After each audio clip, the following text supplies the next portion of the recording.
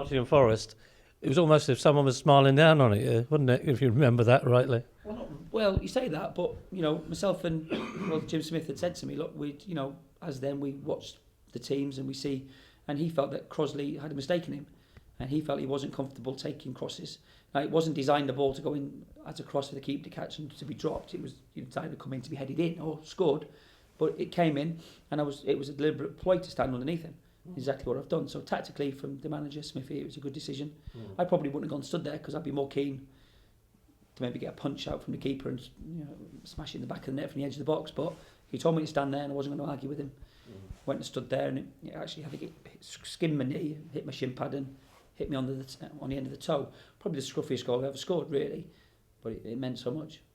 How heartbreaking was that semi-final? Nobody gave you a chance, and then it was so near. I mean, he didn't lose over 2 games and 2 extra times. So how heartbreaking was it at the end? Yeah, it was. I mean, particularly Highbury, to get 3 minutes from it. And actually, Jim had taken me off for Warren Aspinall in that game with about 10 minutes to go.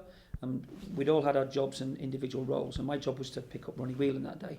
And wherever Ronnie went, I was meant to pick him up because we knew we weren't as good as Liverpool. But as we played this year against Bournemouth, who are a very good footballing side, we played narrow.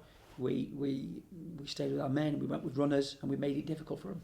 We knew we probably wouldn't outclass them, but we knew if we did our jobs, and we knew with Darren's pace up, to counter attack, and if I got an opportunity, I felt I could score, and it was a matter of your percentages within the game, and it worked perfectly.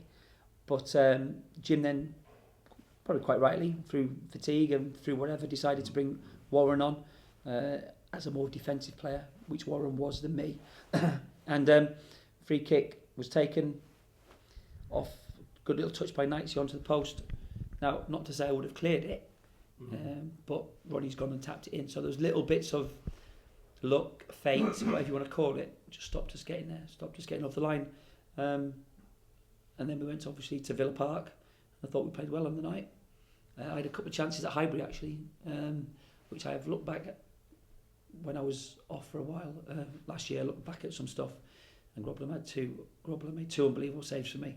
One was a volley which I hit, which went fairly unnoticed from the camera angle, but mark my words, it was going in the top corner, and he saved it. And I had one cleared off the line out from a back heel. So lots of opportunities in the game, but it wasn't to be for some daft reason. Like I say, quirks of fate. I turned to appeal. John Beresford slid for the ball with Barry Venison in the corner flag, and I thought he went for a corner. So I turned to appeal to the ref and moaning at him. It was a corner, but Bezzard actually scooped it and then played it in. And then as I turned back, the ball's right under my feet. And if I hadn't have appealed, I would have seen Bez do what he did. I'd have seen where Grobler was and probably took a touch.